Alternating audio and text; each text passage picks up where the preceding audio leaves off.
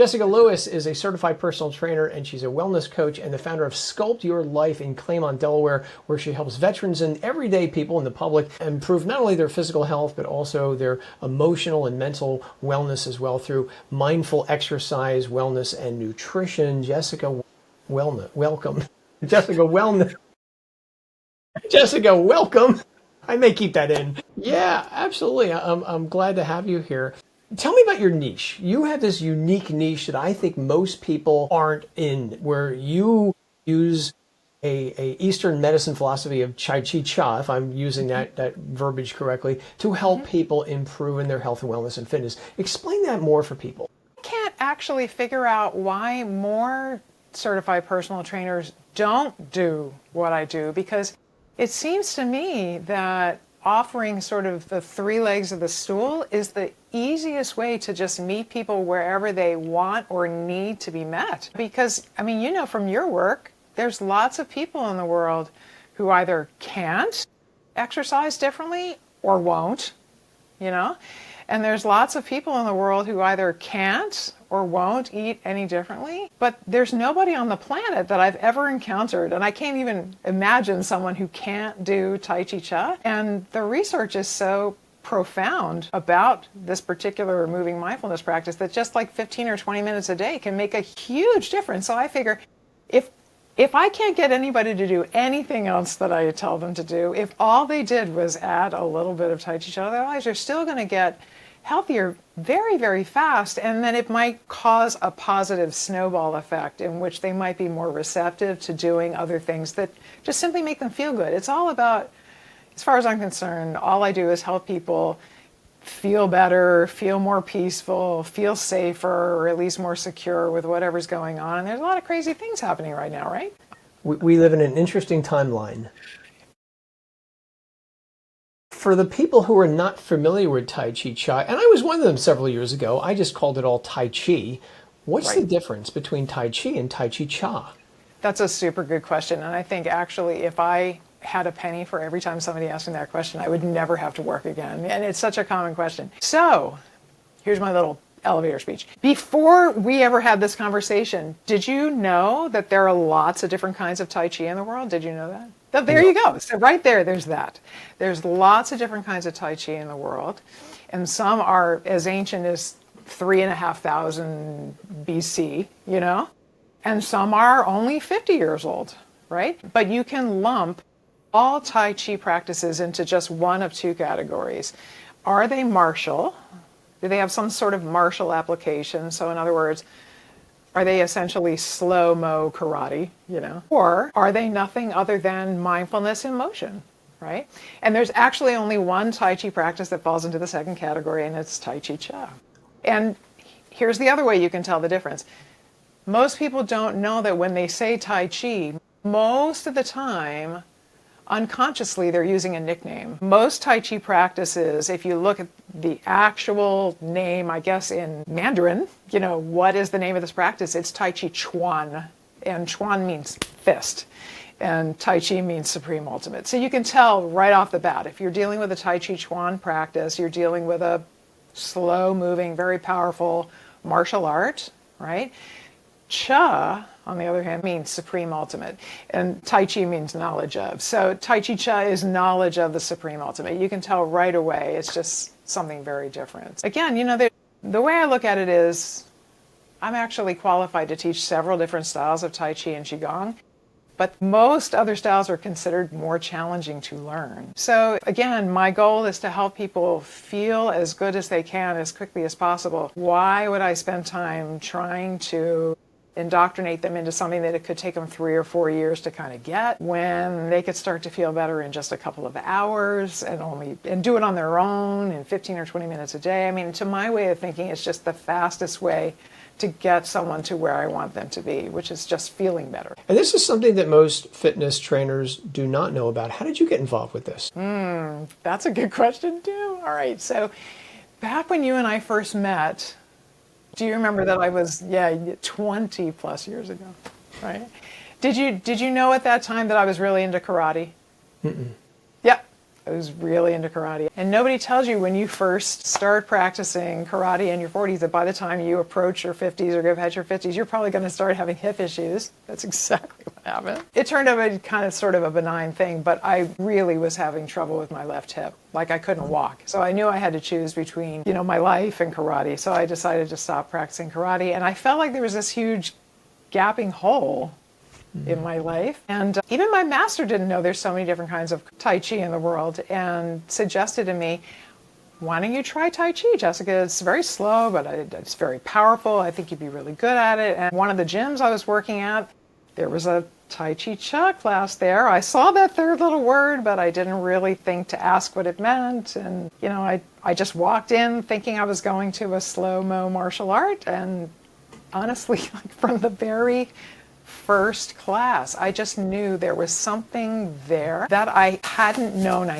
needed. Most powerful forces really are the soft ones, like water, wind, time, circularity, And there's a lot of hard stuff in the world, The biggest lesson I think I've taken from Tai Chi Chih is there's often more power in being soft. And that goes contrary to what a lot of people, at least in the United States, would think. Usually it's go heavy or go home. No pain, no gain. And actually, it's one reason why adding Tai Chi Chih to a high-level athlete's training schedule is often a game changer. Because another thing in this country we simply don't honor is the value of rest. Like, how often have you had a client show up and they haven't had enough sleep? And then they're basically asking to destroy their muscles rather than grow them. I used to sometimes send people home if I knew they were, skimping on their sleep. They would get mad at me, but I was doing them a favor, right? But often what happens is if you add Tai Chi Chih into the mix, in many ways it mimics a lot of the benefits of sleep, but it's also very energizing. It actually qualifies as low-level exercise, although when you're doing it, you don't feel like you're exercising. You never have sore muscles. You never feel tired when you're done. In fact, usually you feel more energized. It sounds completely woo-woo what I'm telling you, but it's deeply, deeply, deeply scientific as well. It basically, it's like acupuncture with no needles. That's really what it comes down to. It works in the same ways. What you do is you work with veterans. How is that different than working with the public if it is? And I also wanted to ask you, are you involved with the VA, and what is that big monster like if you are working with them? Good questions. Okay, so working with veterans in many ways is just like working with anybody, and in some ways it's completely, utterly different. Yes, on paper, I am a contractor for an arm of the VA called the Community Care Network. And I got recruited for that in 2019 when the VA suddenly realized, oh my gosh, the research on Tai Chi is so overwhelming we can't ignore it. We're going to put together this great program. We're going to select like 200 of the country's best instructors. Here we go. And what I didn't know at the time was what the Department of Veterans Affairs wants and what the VA medical centers, which is sort of like boots on the ground, will support are often two entirely separate things. So even though in many ways Delaware is a very progressive state in terms of the kinds of services that are available to all kinds of people, not just veterans, this state simply does not support that program. So for the first couple of years that I was doing this work, I was basically just doing it for free, and I couldn't figure out how I was going to fix this thing, but I was kind of drilling down further and further into the VA and veteran zeitgeist. And then one day I woke up and I thought, wow, the definition of insanity is doing the same thing and expecting different outcomes. So I guess I better change the way I'm doing things. So I decided to create my own program. So that's what I'm doing now. And people from anywhere in the world I actually have a couple people from Europe who come quite often. And the other thing that's really fantastic about what I'm doing now is there's no just cumbersome paperwork, and you don't have to answer all these questions, and you don't have to make appointments with your doctor and then hope they'll write the script you asked them for and then follow up and then, all these things. So I'm really, really grateful to be doing that work. And the reason why it's very different working with veterans than with regular people is, I don't know if you know this, Joe, but veterans are 6 times more likely to die by suicide than in combat. It's just a crazy number. It's insane. I know, it's horrible. They're just, it's something about our culture. We we simply don't know how to prepare people for reentry into regular life, and they just don't know how to make the transition, and it causes everybody in our military community to be much more vulnerable to all kinds of, first, chronic mental conditions, and then that, what starts in the head doesn't stay in the head, and what starts in the body doesn't stay in the body. So all the mental stuff often translates into horrible, blinding physical stuff too. So when I'm working with veterans, I'm often dealing with three things, sometimes at the same time. They're just feeling very isolated and sometimes not mentally well. They're often feeling physically very unwell, or they're dealing with injuries that are just, untenable. And they crave that esprit de corps that they had when they were in the military, although they're very happy not to be in the military anymore, but they crave that esprit de corps. So our classes become very familial. Like at the end, I often say, I love you guys like family, and I really absolutely mean it. When somebody comes to my class, I feel very honored that they're curious enough about this to let me show them. And I know that I'm making a big difference in their lives because they tell me so. So I feel like I'm holding this very special population in the palms of my hands. I feel very grateful for this work, so grateful. But I feel some of the same ways when I work with regular people too. It gives them structure that maybe they no longer have from the military. Yeah, we're dealing with, what we're really doing is I'm showing them a moving mindfulness practice. And all the research on mindfulness is just overwhelming as well. Like there's even been quite a great deal of hard science indicating that practicing mindfulness will help you almost train your well-being, like you're learning a new exercise or a new skill, right? So even if all I ever do is give someone a few moments of just being very aware of certain things that they would normally pay no attention to, like in the present moment, and not condemning themselves or their mind wanders, because that's what a human mind does, we're still winning.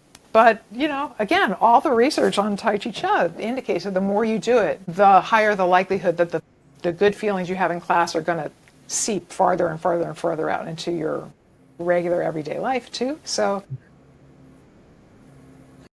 yeah. And right now I'm actually involved in a research study looking at the connections between being a long-time Tai Chi Chih practitioner and being more mindful even in your everyday activities. So even just being able to focus on exactly what's in front of you and not worry about what happened before, how unpleasant that was, and not even be thinking about what may or may not happen in the future, that's a gift, right?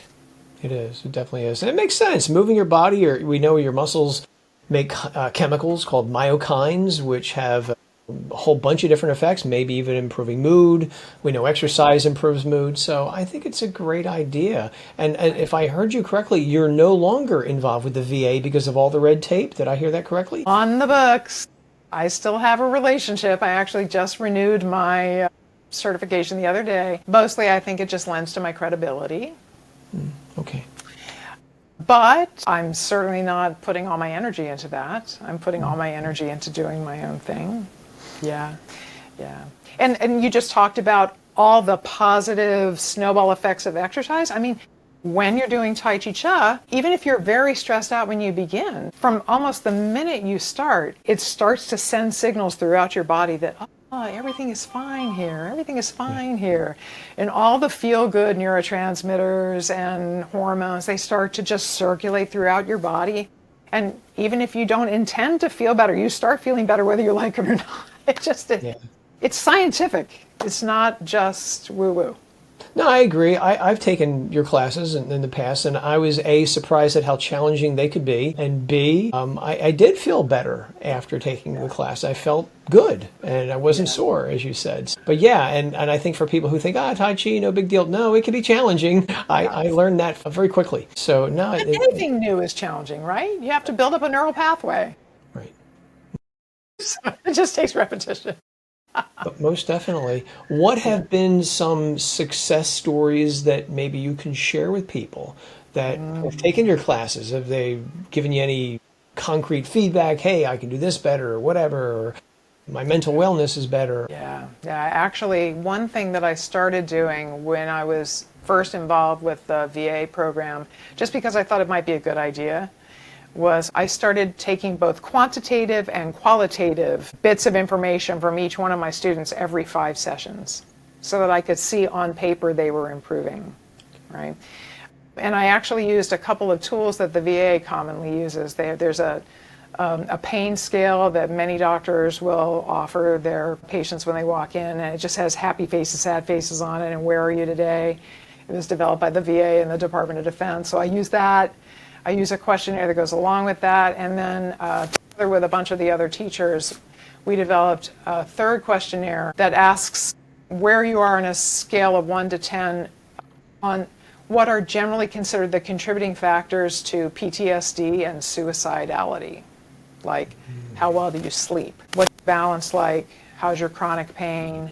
You know, all these things. What's your, you know, how connected do you feel to other people? Those kinds of things.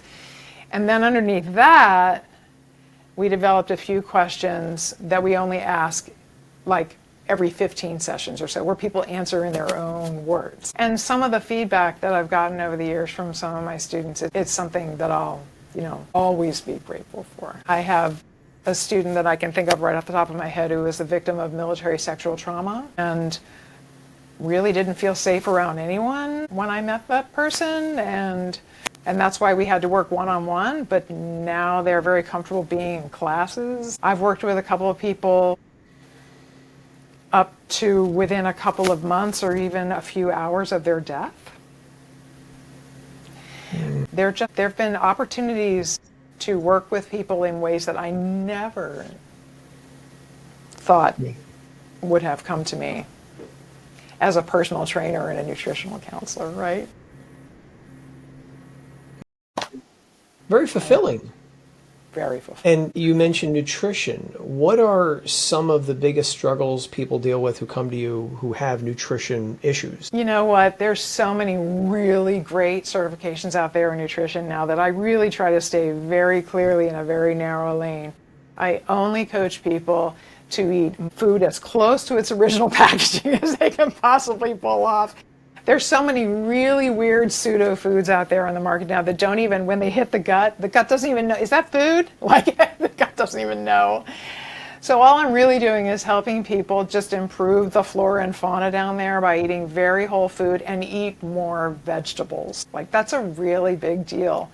In a lot of neighborhoods, like some not even all that far from where I live, it's easier to buy liquor than lettuce. It just is, you know? So, I mean, you and I both love Juice Plus, and I love their research is so great, and I've taken a lot of information from that. If everybody ate somewhere in the neighborhood of 9 to 13 servings of vegetables every day, oh my gosh, there's no way out of your health improving under those conditions. Yeah, I agree completely. And you know, I start my day with a big smoothie with his vegetables and fruits. I'm even putting Brussels sprouts in my smoothie now. And as I've said before, if it tastes like chocolate, I put chocolate protein powder in there. I can eat anything: lima beans, broccoli, spinach. But yeah, it's blueberries, all kinds of stuff. But you're right, and I do it because if I eat like a hamburger later that day, if I'm going to a baseball game or something like that, at least I know I got some Brussels sprouts, I got some spinach, I got some broccoli and blueberries in me. I did something good, and there's a lot of fiber, which I think I know you know this, but you know, like 90-something% of Americans do not eat anywhere close to 1 ounce of fiber a day, which is like the minimum. So, I see online, and I don't know why, but I'm being targeted. You're getting more water too in the smoothie, and now so many people are dehydrated; they just don't even know. Yeah, I agree. I had a friend who came to me a while ago. He's like, I get these headaches all the time. And I'm like, dude, you are dehydrated. He's out in the hot sun. He's building his business. He's painting. He's doing all kinds of stuff. He hasn't, and I'm like, when's the last time you peed? In the morning? I was like, what color was it? Blood red? You know, like really?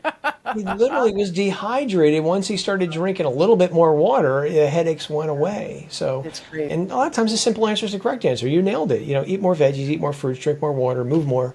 And I think we'll do a good job with that. It's so easy. And in fact, I think most people find that working with me is so much easier than they ever imagined, because I always hit on the basics. That, you know, if you're just covering the basics, you're good. Yeah. Yeah, it doesn't take a lot of fancy supplements. And, people don't like that I say some of these things, but I've been investigating them for 30 years. And there's some good supplements out there, and there's a lot of them that you just don't need. And like a lot of the green drinks, I got a question about the other day. What's the best green drink? Why don't you make your own green drink? Throw some veggies in a blender and drink that. Or again, mix it like I do with protein powder and make it taste, less like Brussels sprouts and more like chocolate. So. I love Brussels sprouts, actually. You One know, of my favorite things is a raw Brussels sprout salad. I love that. I know, people love them. I won't eat them, but I will blend them. And Smooth them. I know there's a lot of Brussels sprouts lovers out there. I know them, but I'll put them in a blender and I'll drink them. Well, that's one reason why I teach a smoothie making class, because it's actually, I think, a very easy way to get people to eat more veggies is throw them in a blender and maybe throw in an extra fruit or two until you can start to crowd some of the fruits out, and then slowly but surely eating more veggies. But it's just a great way to kind of stealth in the veggies. Like you turned me onto the lima bean thing. I love lima beans in my smoothie.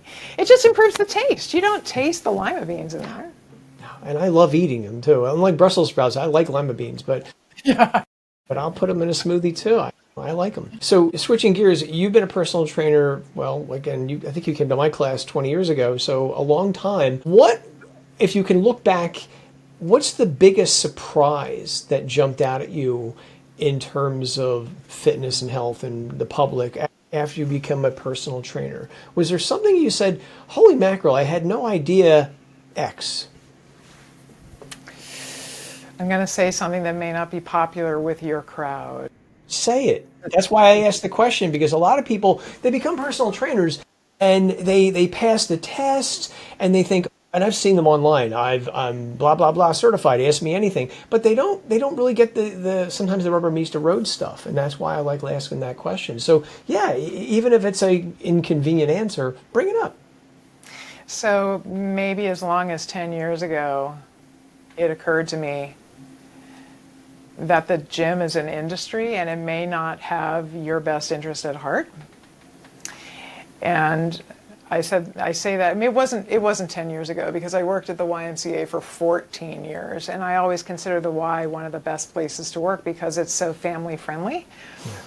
But in the end, it's still a big box gym. Mm-hmm. And if all the people who belong there showed up at once, there'd be no room. I think in many ways, many gyms hope you won't show up because they'll make more money if you just have all the subscriptions going on and nobody in there. I also think there's a very popular myth out there that you need all this fancy equipment to get and stay fit, and that's absolutely not true. All you need is your body, right? I mean, TRX might be a really good thing, a ball, but you really mostly need your body, and you just need to move it. You walk into a gym, and what do you see along every wall? TV sets along every wall, sets. Right? And they're usually tuned to CNN or some sort of news channel, right? And the reason why, I mean, I understand the reason why the gyms make that decision is because they feel like the news is more benign than some of the other things, and people are less likely to, there you go, you know where I'm going with this. There's some research out there that talks about how watching the news can increase your fear. Yeah. Right? And when you're exercising, you're becoming more neuroplastic. So which means you're opening your brain to the possibilities of more information coming in. At the same time, you may be frightened by watching the news. I mean, I just think that the whole thing together doesn't spell health to me, I think if everyone just got outside and moved their body, we'd all be a much healthier culture, Right. I agree. And the news is also a business, and you're going to put me on one of my many soapboxes. They hire super hot, sexy girls to keep us men tuned in. They focus on the same 3 or 4 stories 24 hours a day. None of them are positive. Nobody wants to talk about firemen taking kittens out of a tree. It's a fire, it's a murder, it's some other horrible crime, or it's politics. Insert your politician of choice, whatever's the hot name of that day, they're going to throw in that name. It's an industry, and it bugs me. I stopped watching the news Really, about 5 years ago, I just turned it off. Even local news. If it's a big enough story, I'll hear about it on some social media platform. Yeah. But I stopped watching it because I got tired of it. Same story. And again, it was make you afraid. That's why we saw the COVID counters. They're all slanted left or right. Very little of them is center, which is what most of us are deep down. So thanks for the opportunity of speaking and venting. Well, we're on the same page about that. I think most Americans judge their success by the number in their bank account. Yeah. But I think a measure of my success is how many people feel healthy, happy, peaceful, safe, or at least secure that they're going to be able to deal with whatever's coming their way when they're hanging out with me or when they're doing something I told them how to do, right? And you feel good when you drink a smoothie. You can feel yourself feeling good. You feel good when you exercise. You feel good when you do Tai Chi Chih. When you watch the news, you don't feel good. You can feel your blood pressure rising. Right. You can feel your anxiety rising. I agree. So, why would I send somebody into the gym? I stopped training in the gym quite some time ago. So I'm glad that I didn't say something horribly out of the blue there. No, I've had a problem with again, the news industrial complex for a long time. Switching gears again, what is an underrated skill outside of the exercise science that everybody learns that personal trainers should know about to help them stand out amongst all the others? Because everybody teaches the same thing, bicep curl, bench press, and muscle fiber type and all that jazz. But is there something that's kind of outside that you've learned in the real world that'll help personal trainers? I don't know if my answer is going to help all personal trainers, but I will tell you what has been the magic formula for me. Again, I feel like most of my clients would tell you that I really listen to what their goals are and what's going on with them, and I meet them where they want or need to be met. So I feel like a lot of people get into personal training because they're just really, enthusiastic about exercise. They're really good at working out, and they just want to do something that they're already really good at, but they're not all that great at stepping into someone else's shoes. With some shame, I will admit that a whole bunch of my first clients all had shoulder issues. And at that time in my life, I have actually since had quite a number of shoulder issues, which are all resolved, but at that time in my life, I had never had a shoulder issue. A couple years down the road, I separated my left shoulder, and I suddenly realized what a horrific injury a shoulder problem can be. And I, as my old-fashioned Southern mother used to say, I got religion at that moment. And I realized you have to tune in and really listen to your clients. So I think that's the one thing nobody tells you about in a book, except maybe your book, because your books are great. But nobody will, when you're in school to be a personal trainer, very few people talk about that. They'll talk about how to fill out a PAR-Q, what are the 6 pillars of movement, that kind of thing. What are the joints? What are the soft tissues? What are the muscles? What are the bones? All that stuff. But they don't talk to you about how to get into the shoes of your client. I think that's really, really important. I think what you said is really important and undervalued in the fitness industry. True story. I'm just surfing around the other night and I come across this personal trainer who's describing what happened when another trainer worked with a 68-year, 70-year-old man who's done nothing.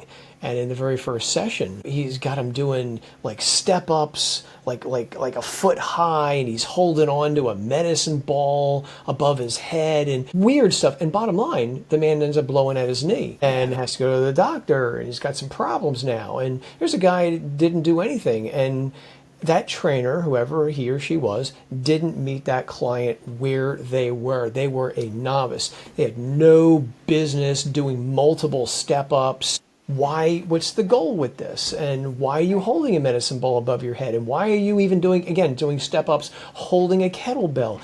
For somebody who's never done anything before, that is illogical. And I'm being nice because this is G-rated, but you gotta meet that person where they are and put yourself in their shoes. And I think for some trainers who are maybe younger, I think that's difficult to empathize with somebody who's 60, 70, 80. You can't train an older person especially who's a beginner, like a 20-year-old person. That physiology is different. They repair differently and slower, and that's not something you usually learn in the book. So I'm really glad you brought that up. And their soft tissue, it's just not going to track right along with their muscular growth, and they might have, brittle bones. I mean, there's so many things. I think, as far as I'm concerned, the worst thing that a personal trainer could ever do would be to hurt their client. Yeah. It's almost like we should take like a Hippocratic oath. First of all, do no harm. Never, ever, ever hurt a client.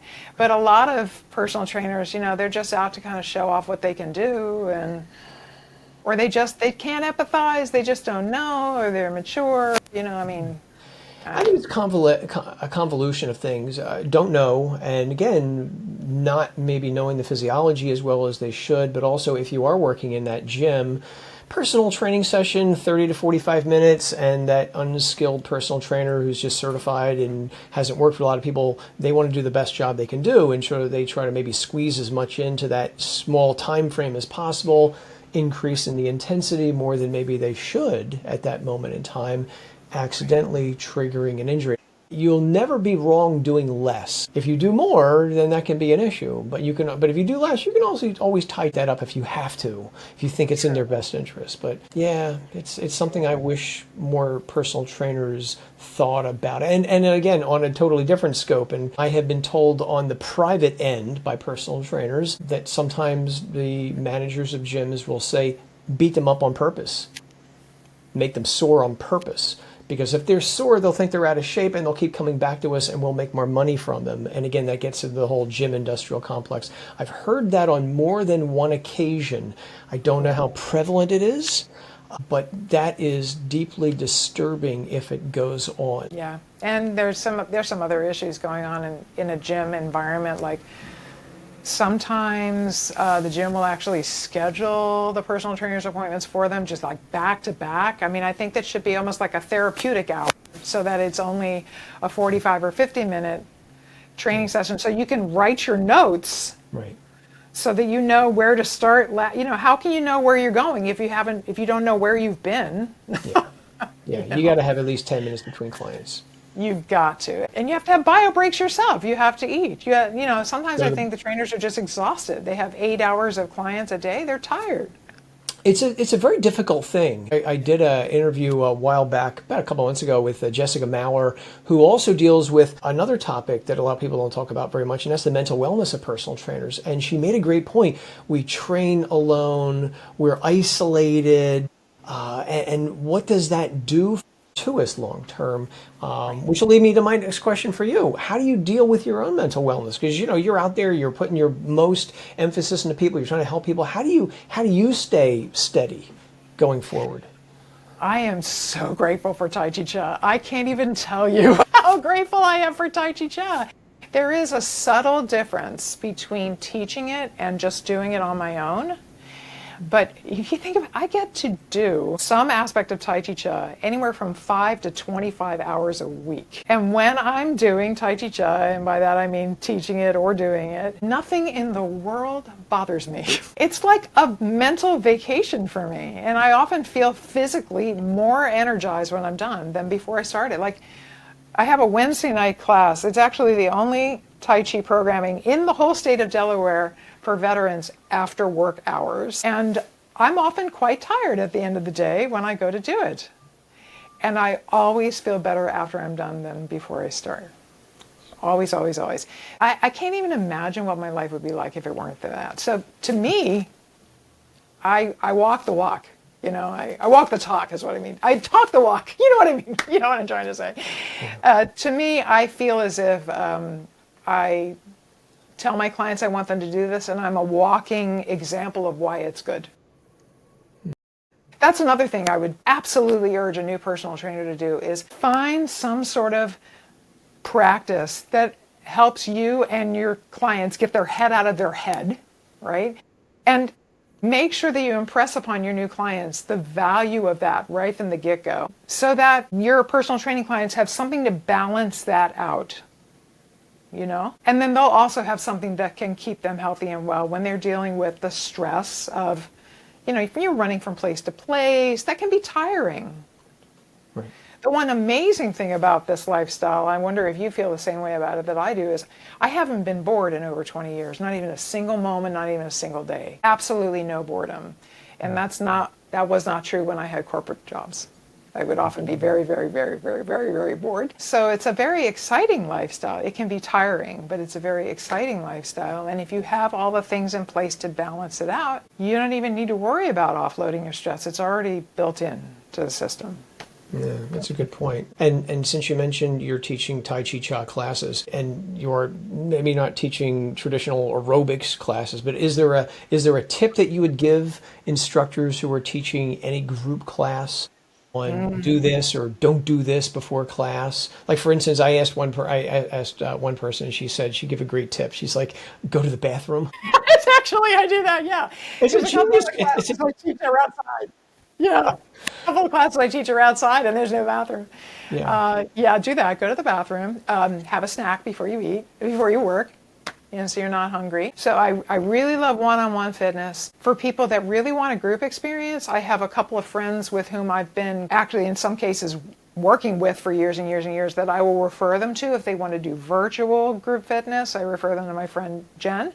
If they want to do small group fitness in like a tiny little gym kind of setting, I refer them to my friend Nicole. On my website, you'll see I call them my amazing associates.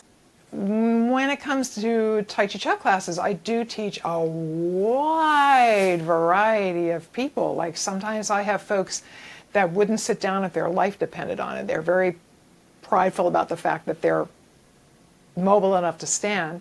And then I have people in the same class that couldn't stand up if their life depended on it, you know? So I have to be able to meet both their needs at the same time. And since you do have your own business, is there any advice you would give fitness trainers who are like, hey, I want to go self-employed, I want to start a business?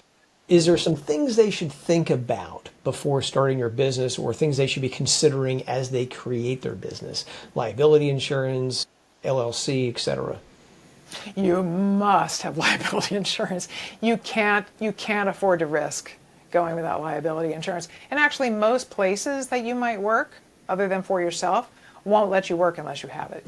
There's just no way around that. You have to have that. You need to really think about whether or not you can afford to pay all the bills before you do this thing. The psychic income for this kind of work, Joe, you can't put a price tag on it. You can't. You just can't. But psychic income doesn't keep the lights on. Right? So that's another thing. Make sure that you are charging what you are worth. You are sending a signal, whether you know it or not, when you don't charge what the going rate is for something, you are sending a signal that you are subpar. And there's a huge myth out there that things like nutrition instruction, personal training, or even just fitness, or certainly Tai Chi Chih isn't worth paying for. Baloney. If people do everything that I ask them to do, they might not be seeing their doctor. Jessica, this has been a great conversation. How can people find out more about you, reach out to you, and your website, etc.? Yeah, the website, that's the hub. Everything comes together right there at the website. It's very organic. I have all kinds of information on what I do there, every kind of information on what I do specifically for a veteran population. I have blogs, I have people and things that I recommend. I have, you know, videos and all the links to all my social media channels and all that stuff right there. So it's, the name of my company is Sculpt Your Life, and that's spelled the way you would expect it to be spelled. So it's www, of course, Sculpt, and that's spelled just the way you'd expect it to be spelled. But then the middle part is just UR, and then life.com. But again, just Google me and I pop right up. I'll link to it and everything down below in the description, so they'll have no trouble finding you. Great. Thank you, Joe. Thank you. Thanks. Thank you. Yeah, You're my no, favorite people.